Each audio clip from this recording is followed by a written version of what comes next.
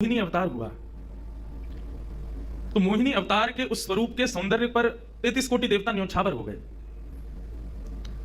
सबके मन में यह भाव आया ये जो भी प्रकट हुई हैं ये किसी भी प्रकार से हमको हमारी गृहिणी के रूप में प्राप्त हो जाए। इतने सुंदर ठाकुर जी बनकर के आए। चंद्रमा भी पीछे पीछे चल रहे हैं, शंकर जी भी पीछे पीछे चल रहे हैं, ब्रह्मा जी भी पीछे पीछे दौड़ रहे हैं, वरुण आदि आदि जितने भी देव हैं सब मोहिनी पर ऐसे लट्टू हुए कि एक बार हमको देख भर ले, एक बार केवल हम पर दृष्टिपात कर दे, उसी मात्र से हमारा कल्याण हो जाना है। ऐसा ठाकुर जी का स्वरूप है। परंतु उन 33 कोटि देवताओं में एक देव ऐसे हैं जिनका मोहिनी के प्रति ऐसा कोई दुर्भाव नहीं था, और वो देव थे सूर्य। सूर्य ने जब मोहिनी के सौंदर्य को देखा तो उनके मन में भाव आया, इतनी सुंदर, इतनी सुकुमारी, इतनी कोमल, इतनी मधुर, सबको तो लगे हमारी पत्नी बने, लेकिन सूर्य को लगे मेरी बेटी बन जाए, मुझे पुत्री रूप में प्राप्त हो जाए। जब सूर्य के हृदय में ये भावना उत्पन्न हुई तो मोहिनी ने कटाक्ष नेत्रों से सूर्य की ओर देखा, बाकी किसी को देख ही नहीं रही है, और देख करके केवल ठाकुर जी ने उनको इशारा किया, बोले तो आपकी ऐसी इच्छा है? सूर्य बोले जी भगवान, मेरी बहुत अभिलाषा है कि आप पुत्री रूप में मेरे यहां पधारो।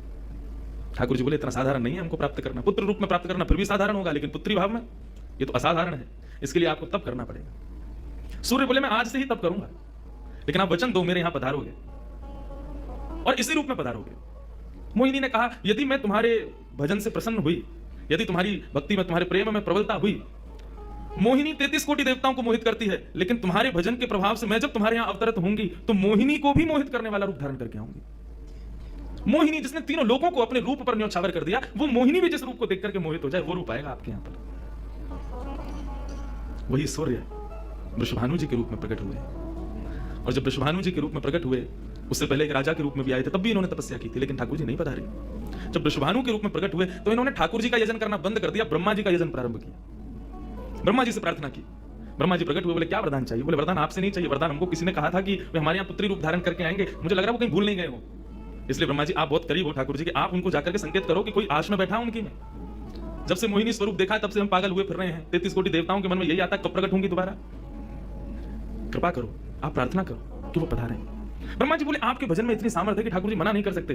बोले तो फिर मुझे विश्वास के लिए कुछ तो कह करके जाओ। ब्रह्मा जी बोले मेरी जिम्मेवारी बन जाए, इसलिए चलो इस पर्वत के रूप में मैं विराज जाता हूं। और बरसाना पर्वत के रूप में श्री ब्रह्मा जी विराज गए। ठाकुर जी आएंगे, मैं जिम्मेवारी लेता हूं, इसलिए मैं ही पर्वत बन के बैठा हूं। ब्रह्मा जी ने जाकर के प्रार्थना की। ठाकुर जी बोले मैं तो सच में ही भूल गया था कि मुझे जाना है। बोले भगवान वो बहुत प्रतीक्षा कर रहे हैं आपकी। वृषभानु जी का भजन कैसा बताया। वृषभानु जी की एक ही इच्छा है कि मेरे पास जो पुत्री रूप ठाकुर जी का आवे, ठाकुर जी मोहिनी बनकर के आए तो 33 कोटि देवताओं के हृदय में ठाकुर जी के प्रति वात्सल्य भाव प्रकट नहीं हुआ, प्रेम भाव प्रकट नहीं हुआ, कुछ और ही भाव था उन देवताओं का। वृषभानु जी कह रहे हैं कि मैं ऐसी पुत्री पाना चाहता हूं जिसको देख करके काम नष्ट हो जाए, काम का भी मर्दन हो जाए, सामने वाले के हृदय में एक दिव्य प्रेम प्रकट हो, निष्काम प्रेम, अनकंडीशनल लव किसे कहते हैं, इसका प्रसाद पूरी दुनिया को देने वाली ऐसी पुत्री मेरे घर पर आ रही है। स्वार्थ सिद्ध प्रेम सब करना जानते हैं, लेकिन निस्वार्थ प्रेम किसे कहते हैं, वो ठाकुर जी का वो शक्ति स्वरूप ही सबको बता सकता है। ब्रह्मा जी की प्रार्थना हुई ठाकुर जी से। ठाकुर जी अपने वैकुंठ में विचरण कर रहे हैं, विचार कर रहे हैं कैसे करूं, नंद यशोदा के यहाँ भी जाना है, देव की वसुदेव के यहाँ भी पुत्र बनना है, पहले से ही 4 मम्मी पापा है हमारे, अभी 2 मम्मी पापा और कैसे बनाऊं, 6 माता पिता। तब ठाकुर जी विचरण कर रहे थे, तभी एक खम्भ में मणि, उस मणि में ठाकुर जी ने अपना प्रतिबिंब देखा। ठाकुर जी अपना प्रतिबिंब नहीं देखते, क्यों? बहुत कम देखते हैं। जब श्रृंगार आरती होती लाल जी की तभी इनको प्रतिबिंब दिखाते हैं, और उस प्रतिबिंब में भी इतने उतराते हैं महाराज, उसमें भी स्वयं को देख करके खुश हो जाते हैं, वाह मैं कितना प्यारा लग रहा हूं। अपना प्रतिबिंब ठाकुर जी इसलिए नहीं देखते क्योंकि स्वयं ठाकुर जी मोहित हो जाते हैं खुद ही पर। जैसे ही ठाकुर जी ने स्वयं का प्रतिबिंब देखा, प्रतिबिंब देख के आगे बढ़े, लेकिन ठाकुर जी मन में विचार करने लगे मुझे सबके स्वभाव प्रिय है, लेकिन अपना यदि देखूं तो अपना प्रतिबिंब बहुत प्रिय है। जब स्वयं को देखता हूं प्रतिबिंब में तो ऐसा लगता है कि मानो जो सबको मोहित कर रहा है वो स्वयं को जब देखे तो खुद भी मोहित हो रहा है, क्योंकि प्रतिबिंब कभी झूठ नहीं बोलता, प्रतिबिंब का ये स्वभाव है, आप जैसे हो वैसा आपको दिखाता है। ठाकुर जी ने जब प्रतिबिंब देखा, अपने उस प्रतिबिंब स्वरूप को ठाकुर जी ने स्थिर कर दिया, और स्थिर करके अब तो ठाकुर जी लाए महाराज लक्ष्मी जी की पूरी पेटिका लेकर के आए श्रृंगार की, और अपने प्रतिबिंब स्वरूप को ही उन्होंने श्रृंगार करना प्रारंभ किया। किशोरी जी के श्रृंगार का इतना भाव बताते हैं, किशोरी जी की नथबेसर ऐसी, किशोरी जी के कान के कुंडल ऐसे, किशोरी जी के पांव की महावर ऐसी, क्यों ना हो, क्योंकि श्याम सुंदर ने श्रृंगार किया है। किशोरी जी का जो स्वरूप है ठाकुर जी ने उसका श्रृंगार किया है। नारायण बैठे महाराज सिंहासन लगा करके अपने प्रतिबिंब का ही श्रृंगार कर रहे हैं। मोर पीछ हटाया, मुकुट उतार के दूर रखा, घुंघराले केशों को खोल दिया, नेत्रों में सुंदर सुंदर छोटा छोटा काजल लगाया, माथे पर एक सुंदर बिंदिया लगाई है, होठों पर निर्मल लालिमा लगाई है, गले में हार पहनाया, सर्वांगीण श्रृंगार किया, और लक्ष्मी जी की चुनरी ला करके जैसे ही शीश पर से चढ़ा करके ठाकुर जी ने थोड़ा सा जो श्याम रंग है उसको जैसे ही गौर वर्ण किया, वैकुंठ के उस प्रतिबिंब में से मानो जैसे सूर्य चंद्र का एकाकार रूप प्रकट हो गया हो, इतना तेज पुंज प्रकट हो गया कि ठाकुर जी भी अपने नेत्रों को छुपाने लगे। थोड़ी देर नेत्रों को बंद करने के बाद जब बड़ी धीरे से ठाकुर जी ने जब अपने प्रतिबिंब की ओर देखा तो किशोरी जी का दिव्य स्वरूप वहां प्रकट हो गया। ठाकुर जी ने दंडवत किया, पहले प्रणाम, हे श्याम सुंदर, आपने ही मेरा निर्माण किया है, आपने ही मुझ को प्रकट किया है, क्या भाव है? ठाकुर जी बोले कोई भाव नहीं है, केवल मोहिनी भाव से 33 कोटि देवता मोहित हुए थे, लेकिन मैं मोहित नहीं हो पाया था, इसलिए तब से मैं भी तड़प रहा था कि मुझे भी कोई मोहित करे, उस मोहिनी को भी मोहित कोई करे। वो स्वरूप आज प्रकट हुआ है। धर्म की स्थापना हुई, ज्ञान की स्थापना हुई, भक्ति की स्थापना हुई, वैराग्य की स्थापना हुई, लेकिन अंततो गत्वा संसार का सार जो प्रेम है उसकी स्थापना नहीं हुई है। उसके लिए आपका अवतार धारण करना अति आवश्यक है। आप मेरी शक्ति हैं, आप मेरी आत्मा हैं। पूरा विश्व और पूरे विश्व की दिव्य चेतना किसकी प्राप्ति के लिए दौड़ रही है कि आत्मा एक दिन परमात्मा में मिल जाएगी, लेकिन उस परमात्मा में आत्मा जो विद्यमान है वही तो किशोरी जी है। उस आत्मा की परमात्मा की जो आत्मा है वही तो श्री राधा जी है। लोग उनके रूप को नहीं समझ पाते। आजकल के यंगस्टर्स, आजकल के युवा उनको बहुत विचित्र रूप में दर्शन करते हैं कि कृष्ण राधा कौन है, बोले कि they are just like some love birds. ऐसा नहीं है। आप उनको सीमित उस अवस्था में, और माफ कीजिएगा यदि किसी प्रवचनकर्ता की कथा सुनने के बाद भी आप उनको वहीं तक सीमित मान रहे हो, दोष आपको नहीं, प्रवचन करने वाले को लगेगा कि तुम किशोरी जी के इसी रूप को स्थापित कर पाए। इसीलिए कथाओं में ज्यादा किशोरी जी का प्रसंग ना हम कहते हैं ना उसका स्पर्श करते हैं। स्पर्श करने पहले से भी 100 बार सोचते हैं। यहां आने से पहले भी मुझे कई आचार्यों ने संपर्क किया कि वहां आप किस विषय को लेकर के जाएंगे, आप गर्ग संहिता पर कहेंगे या किशोरी जी के किस भाव को वहां पर प्रस्तुत करने वाले। मैंने कहा देखो हम बस बोलेंगे जो निकल जाए मुंह से, जिसका जो भाव ठाकुर जी स्वीकार कर लें बस, लेकिन भाव ये रखेंगे ठाकुर जी विराज गए हैं कि कोई अनधिकारी इस भाव को सुनकर के अपने मन में कोई दुर्भाव ना प्रकट करे। ब्रजवासी बहुत डरते हैं किशोरी जी के भाव को कहने में, क्योंकि जब सामने वाले से प्रत्युत्तर के रूप में कुछ विलग ही सुनने को मिलता है तो बहुत कष्ट होता है हृदय को कि तुमने किशोरी जी को क्या समझा, वो क्या है और तुमने उनके किस रूप को जाना। वो ठाकुर जी का ही प्रतिबिंब स्वरूप है, ठाकुर जी का ही आत्मा स्वरूप है। और एक बात कहूं, प्रतिबिंब से और आत्मा से प्रेम किया जा सकता है, ब्याह नहीं किया जा सकता, क्योंकि प्रतिबिंब और आत्मा ये दोनों हमसे अलग नहीं है। ब्याह के लिए एक अलग व्यक्ति चाहिए, एक हमसे कोई अलग हो, हमसे कोई जुदा हो, दो लोग चाहिए तब ब्याह संपन्न होता है। लेकिन कृष्ण और राधा इन दोनों में भेद है ही नहीं। किशोरी जी और ठाकुर जी में कभी भी कदापि कोई भेद नहीं है। बल्कि लीलाएं अभी सुनेंगे हम लोग, कभी कभी ठाकुर जी जब किशोरी जी का रूप धारण करते हैं तो किशोरी जी से ज्यादा गोपियों को सुख देते हैं। ऐसा भाव किशोरी जी से प्रार्थना की ठाकुर जी ने कि आप पधारो और प्रेम की स्थापना के लिए आप भूमंडल पर सूर्य के ही अवतार वृषभानु जी के यहाँ पर आप अवतरित हो। तब किशोरी जी ठाकुर जी की बात मान करके और वृषभानु और कीर्ति के यहाँ पर अवतरित होती है। किशोरी जी का जब अवतार हुआ, जब अवतरण हुआ, कब हुआ? सुबह के 4:40 पर। ठाकुर जी के जितने भी अवतार हुए या तो दिन में 12 बजे हुए या रात में 12 बजे हुए, लेकिन किशोरी जी का अवतरण भोर में ब्रह्म मुहूर्त में सुबह 4:40 पर हुआ। क्यों? बोले रामकृष्ण आदि जितने भी ठाकुर जी के अवतार हैं राक्षसों के वध के लिए आते हैं, तो या तो सूर्य की तेज ताप में उनका जन्म होता है, मानो वे प्रकाश स्वरूप हैं ऐसा भाव बताते हैं, या रात्रि में 12 बजे होते हैं वो इसलिए होते हैं वो मानो ऐसा भाव रखते हैं कि चंद्रमा अंधेरे को दूर करता है, वो ज्ञान का प्रकाश है, वो ज्ञान है, उससे अंधेरा दूर होता है। तो ठाकुर जी रात्रि प्रकट होकर के ऐसा भाव रखते हैं कि काले निशा, काला ज्ञान जितना भी है धरती पर उसको दूर करने के लिए हम पधारे हैं। लेकिन किशोरी जी का जो अवतरण है वो 4:40 ब्रह्म मुहूर्त में होता है। उसका क्या भाव है? बोले 4:40 ब्रह्म मुहूर्त के बाद सूर्य प्रकट होना प्रारंभ होते हैं, मतलब सारे मंगल कार्य ब्रह्म मुहूर्त में होते हैं। चिड़ियाओं का चहकना, कई पुष्पों का प्रकट हो जाना, मानव के मस्तिष्क में आज मुझे क्या करना है वो दिव्य चेतना का प्रादुर्भाव होना, ये सब कुछ सुबह ब्रह्म मुहूर्त से प्रारंभ होता है। और सबसे बड़ी बात, सूर्य प्रकट होते हैं, धीरे धीरे अंधेरे को दूर करते हैं और धीरे धीरे गतिमान होते हैं 12 बजे तक। तो किशोरी जी का प्रादुर्भाव ब्रह्म मुहूर्त में हुआ, इसका ऐसा भाव बताते हैं कि मानो वो प्रेम जिस प्रकार प्रादुर्भाव से लेकर के और आगे के गंतव्य तक नित्य प्रति बढ़ता रहे, उसका वर्धन हो, वर्धन करने के भाव से किशोरी जी ब्रह्म मुहूर्त में पधारी। क्योंकि वर्धन होना ही एक नवीन दिन का ब्रह्म मुहूर्त से प्रारंभ होता है। ऐसे ही प्रेम का वर्धन, भक्ति का वर्धन, भाव का वर्धन, उन सबका वर्धन करने का प्रतीक है किशोरी जी, इसलिए ब्रह्म मुहूर्त में जन्मी है। किशोरी जी का प्रादुर्भाव हुआ, पूरे बरसाना में आनंद उत्सव मनाया गया, सब नाच रहे हैं, गा रहे हैं, आनंद मना रहे हैं। नंद बाबा भी आए, यशोदा जी भी आई हैं, उन्होंने भी आकर के वृषभानु जी को बधाई दी है, सब कुछ हुआ। लेकिन किशोरी जी के प्रादुर्भाव में एक वैचित्र था। क्या? दिन बीत गए 8, लेकिन किशोरी जी ने अभी तक नेत्र नहीं खोले। अभी तक किशोरी जी केवल एक छोटी सी बालिका है, एक सुकुमारी हैं, परंतु अभी तक किसी को भी किशोरी जी के नेत्रों का दर्शन नहीं हुआ। अभी तक किशोरी जी के नेत्र नहीं खुले। इस बात से कभी कभी चिंतित हो जाते हैं वृषभानु जी और कीर्ति कि हमारी लाली है तो गई है, लेकिन पता ना क्यों अपने नेत्रन को नहीं खोल रही है। कभी कोई संत आ जाए, कोई वैष्णव आ जाए, कोई ब्राह्मण आ जाए, तो उनसे निवेदन करते हैं कि हमारी लाली नेत्र नहीं खुल रही। तब देवताओं ने नारद जी को भेजा, आप जाओ और जाकर के वृषभानु जी के इस मन के भाव को पूर्ण करके आओ, किशोरी जी के सुंदर नेत्रों का दर्शन उनको कराओ। तब श्री नारद जी महाराज का आगमन हुआ। नारद जी जैसे ही आए तो वृषभानु जी ने नारद जी को देखते ही सबसे पहले अपने पुत्र को बिठा दिया। श्री दामा से मिलो, हमारा लाला है। नारद जी उससे मिले, उसका सब देखने लगे। नारद जी मन में विचार कर रहे हैं कि उनसे कब मिलवाएंगे, किशोरी जी का दर्शन कब होगा। 2-3 दिन तक नारद जी विचरण करते रहे बरसाने में। वृषभानु जी का मन तो होता है कि मैं इनसे कुछ कहूं, कुछ पूछूं, थोड़ा किशोरी जी के बारे में, अपनी लाली के बारे में कुछ जानूं, लेकिन अभी वो भाव प्रकट नहीं हो रहा है।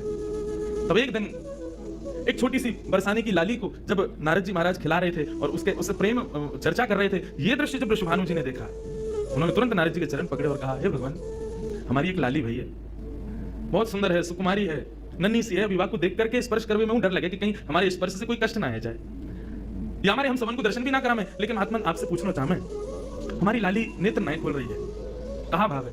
नारद जी तो तुरंत बोले, अरे तो तुमने इतने दिन से क्यों नहीं बताया? वो तो पहले से ही बैठे थे तैयार कि ये जल्दी बोले तो मैं जाऊं, जाकर के दर्शन करूं। बोले संकोच है रहे हो? बोले संकोच मत करो, अभी लेके चलो। कहाँ है तुम्हारी लाली, मुझको बताओ। नारद जी महाराज जा रहे हैं वृषभानु भवन में।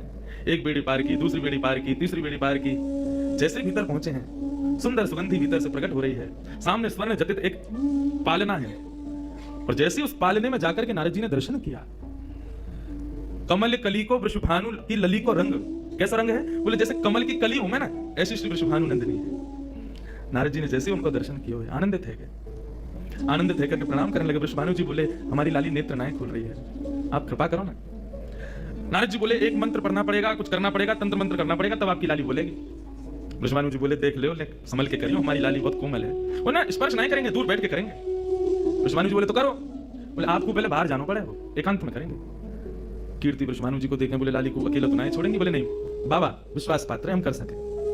वृषभानु जी और कीर्ति दोनों जैसे बाहर पधारे, नारद जी ने गेट बंद किया, तुरंत चरण में प्रणाम किया और प्रणाम करके सीधे सन्मुख बैठे हैं। हे कृष्ण मनोहारिणी, जय वृंदावन प्रिया, जय भू मंगल ललिता, जय वेणु जय कृष्ण मनोहारिणी, जय वृंदावन प्रिया, जय भू मंगल ललिता, जय वेणु।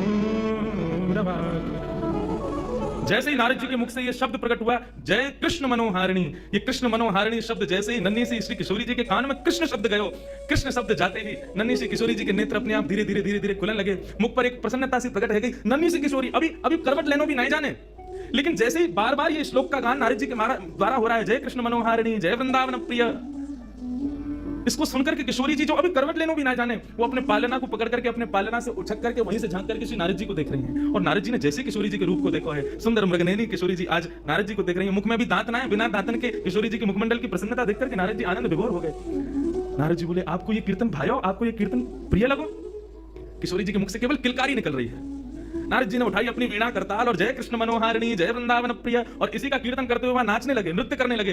चारों ओर घूम रहे हैं, बीच में पालने में श्री किशोरी जी बैठ करके और करताल बजा रही हैं और करताल बजा करके आनंदित हो रहे हैं।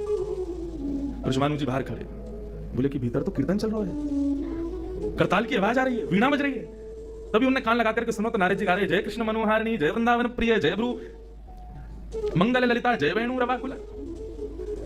वृषभानु जी ने इस पर सुन लिया, लेकिन जैसे ही थोड़े से गए हैं और खिड़की में जाकर के भीतर झांक करके देखा, अद्भुत दृश्य। नन्ही सी किशोरी, ज्यादा से ज्यादा 8 दिन की होंगी, 10 दिन की होंगी, अपने पालना में पौड़ करके स्वयं को झुला रही हैं, करताल बजा रही हैं। चारों तरफ नारद जी वीणा बजा करके, करताल बजा करके आनंद से किशोरी जी को मुकुलनाश कर रहे हैं। ये दृश्य देख करके श्री वृषभानु जी को एक बार तो मूर्छा आ गई, मैं वास्तव में 8 दिन की बालिका को देख रहा हूं। उन्होंने कीर्ति को कुछ नहीं बताया। नारद जी महाराज ने प्रणाम किया। तब किशोरी जी की सहचरियां प्रकट हुई और कहा कि हे नारद, आपने हमारी किशोरी जी को बहुत सुख प्रदान किया है। जब कभी भी आपको ऐसा दर्शन करना हो तो हम आपको कुछ स्थान बता रहे हैं, गोवर्धन, श्री यमुना पुलिन और ब्रज कुंज। इन 3 स्थानों पर आप जब कभी भी हमारी किशोरी को स्मरण करके यही कीर्तन को गान करोगे, किशोरी जी को यही स्वरूप आपको दिखेगा। ये हमारा वरदान है आपको, क्योंकि आपने किशोरी जी कृपामयी तो है। लाल जी 10 बार विचार करेंगे कृपा करवे में, किशोरी जी विचार थोड़ी करें, वो तो तुरंत करुणा करें। नारद जी जाओ, जब कभी भी लाडली को दर्शन करना हो यही भाव से कर ले। नारद जी महाराज के नेत्र सजल है गए, किशोरी जी के चरणों में बारंबार प्रणाम किया और प्रणतिपात करते हुए वहां से प्रस्थान कर गए। किशोरी जी फिर से नेत्र बंद करके अपने पालना में पड़ गए। कीर्ति जी बोली, बाबा आयो, टोना टोटका करके गयो, तब हमारी लाली के नेत्र तो खुले नहीं। कीर्ति जी गोद में लेकर के सुला रही है, नेक नेक थोड़ी सी संकुचित है करके रुदन करना प्रारंभ कियो। सो इतने में वृषभानु जी आए और वृषभानु जी बोले नेक दियो लाली को, और किशोरी जी को गोद में लेकर के वृषभानु जी बोले हे कृष्ण मनोहारिणी। जैसे ही बोले तुरंत किशोरी जी के नेत्र फिर से खुल गए, फिर से अपनी किलकारी भर करके कीर्तन में करताल बजाने लगी, आनंद विभोर हो गई। अब तो जैसे ही ये भाव देखो वृषभानु जी ने कीर्ति को सुनायो, कीर्ति भी वही गा रही है, पूरा बरसानो आकर के श्री कृष्ण कीर्तन करने लगा और बीच में मध्य में बैठ करके किशोरी जी अपनी करताल बजा रही है, किलकिल करके हंस रही है, इतनी आनंद विभोर रह रही है। तब सबन को ये भेद पता चलो, कहा कि ये श्री कृष्ण की आत्मा है, ये उनसे विलग नहीं है, वे ही आपको सर्वस्व है। निश्चित ही पूर्व में ऐसी कथाएं आती हैं कि नंद बाबा वृषभानु जी ने पहले ही कह दी कि भैया हम हमारे अगर बालक भयो तो हम ब्याह कर देंगे, संबंध बनाएंगे, और आज वही भाव उन सबको वहां दिख रहा था। हे कृष्ण मनोहारिणी। यदि नित्य कोई श्री किशोरी जी का स्मरण करे और जब भी किशोरी जी के दर्शन करे, किशोरी जी के सन्मुख बैठे, इस भाव को कहे हे कृष्ण मनोहारिणी, हे कृष्ण के मन का हरण करने वाली, या हे कृष्ण जय कृष्ण, कृष्ण ने जिनके मन का हरण किया, दोनों भाव हैं इसके, जो कृष्ण के मन का हरण करे या जिसने कृष्ण के मन का हरण किया है। ऐसी श्री किशोरी जी आज भी प्रसन्न होती हैं इस कीर्तन को सुनकर के। ऐसी हमारी ब्रज की शोभा, ब्रज की भूपा, ब्रज की अधिष्ठात्री, ब्रज की रानी श्री किशोरी जी को या प्रकार से प्रादुर्भाव है, या प्रकार से श्री किशोरी जी या धराधाम पर पधारी। हमारे जैसे वृंदावन में राधे राधे को भाव है, बिहारी जी के सामने भी जय जय श्री राधे के सबके, ऐसी जब भी किशोरी जी के सामने जाओ तो कृष्ण नाम को उच्चारण करो। अपोजिट चलें सब जगह। राम जी के सामने जाओ हनुमान जी के भाव को, हनुमान जी के सामने जाओ राम जी को कीर्तन करो, कन्हैया के सामने जाओ किशोरी जी को कीर्तन करो, किशोरी जी के सामने जाओ श्री ठाकुर जी को कीर्तन करो। हनुमान जी को हनुमान चालीसा सुनाओगे तो हनुमान जी प्रसन्न नहीं होंगे, राम जी को सुनाओ, और राम जी के सन्मुख जब हनुमान जी के सन्मुख जब जाओ तब राम जी को कीर्तन करो। ऐसे ही जब ठाकुर जी के सन्मुख जाओ तब किशोरी जी को भाव रखो, और किशोरी जी के सन्मुख जाओ तब ठाकुर जी को प्रेम भाव रखो। यही भाव है। एक कथा ये तो थी किशोरी जी कैसे प्रकट हुए, कैसे उनके भाव। अभी एक भूमिका सी बना लो, नहीं तुम मुझे पहचान लो, नहीं मैं तुम्हें पहचान लूं, नहीं यहाँ को वातावरण में मैं ढल जाऊं, इतना अत्याचार मत करो, जल्दी आन दो। किशोरी जी को प्रादुर्भाव एक भाई है, एक स्ट्रक्चर बना लो, फिर घुसेंगे भीतर रस में। अभी चीनी डरी है ना, एक बार चाशनी बन दो, अब सबरे ऐसे मुंह को टकटकी लगा के देख, अभी कुल्ला में हमें रस में डाल दो। प्रेम से कहो हे कृष्ण मनोहारिणी, हे वृंदावन प्रिया, जय कृष्ण मनोहारिणी। एक सुंदर पद है, ये तो रहो किशोरी जी को प्रादुर्भाव को भाव।